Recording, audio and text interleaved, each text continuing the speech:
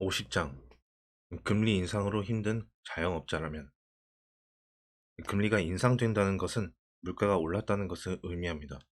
중앙은행은 목표로 하는 물가 상승률보다 물가가 올라갈 경우 금리를 인상하여 물가를 낮추려고 하죠. 경제가 성장할 때 일정 범위 안에서 물가가 상승하고 금리가 인상되는 일은 좋습니다. 경제가 호황일 때는 소비자들이 돈이 많아져서 쓰는 돈이 많아지니 자영업자에게도 좋은 일입니다. 하지만 경기 침체가 오고 경제가 불확실할 때의 금리 인상은 소비자들의 지갑을 닫게 만들고 사업자들이 어려워질 수밖에 없습니다.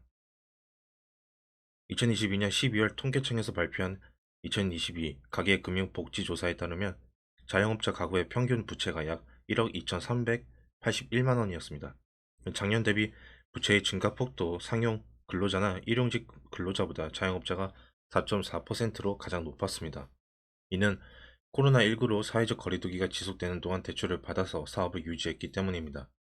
코로나19가 끝날 때까지만 버티자는 마음으로 대출을 받아 사업을 영위했지만 팬데믹이 지속되고 그 사이에 금리가 큰 폭으로 상승했습니다. 최초에 소상공인을 위한 대출은 금리가 저렴했지만 금리가 상승함에 따라 대출 금리도 올라가니 이자 부담이 점점 더 커졌습니다.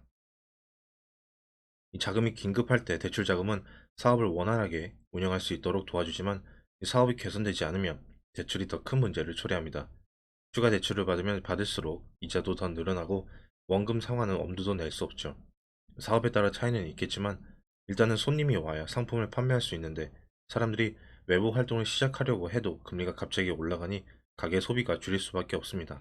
결국 이러지도 저러지도 못하는 힘든 시기가 되었습니다.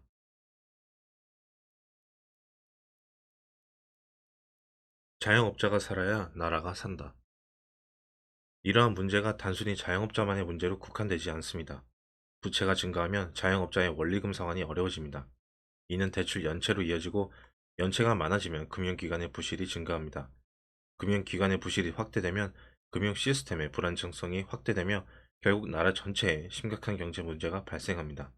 그래서 금융당국은 자영업자의 일상 회복을 위해 여러 제도를 도입하여 도움을 주고 있습니다. 코로나19로 인한 매출 감소로 피해가 발생했다면 코로나 특례 보증 제도를 이용하여 3억 원까지 대출이 가능합니다. 이 코로나19 피해를 입은 NCB 920점 이상의 고신용 소상공인은 1.5%의 금리로 3천만 원 대출이 가능하며 중저신용자의 경우에는 1천만 원까지 지원받을 수 있습니다. 이 대출 금리를 낮추고 싶다면 취약차주 금리 경감 프로그램이나 저신용화 저신용자 특화 대안 프로그램을 이용해 고금리 대출을 저금리로 전환할 수 있습니다. 또한 코로나19 방역 조치에 협조하다 불가항력적인 피해를 입어 대출 상환이 어렵다면 새 출발 기금 채무 조정 프로그램을 통해서 60에서 80% 원금 조정 및 이자 감면, 분할 상환, 추심 중단 등을 지원받을 수 있습니다. 금리 사용 설명서. 코로나19로 피해를 입은 자영업자, 소상공인을 위한 지원 대책이 계속 발표되고 있습니다. 정부 지원은 대출 금리도 저렴하고 보증료도 할인받을 수 있으니 자영업자라면 꼭 확인하는 것이 좋습니다.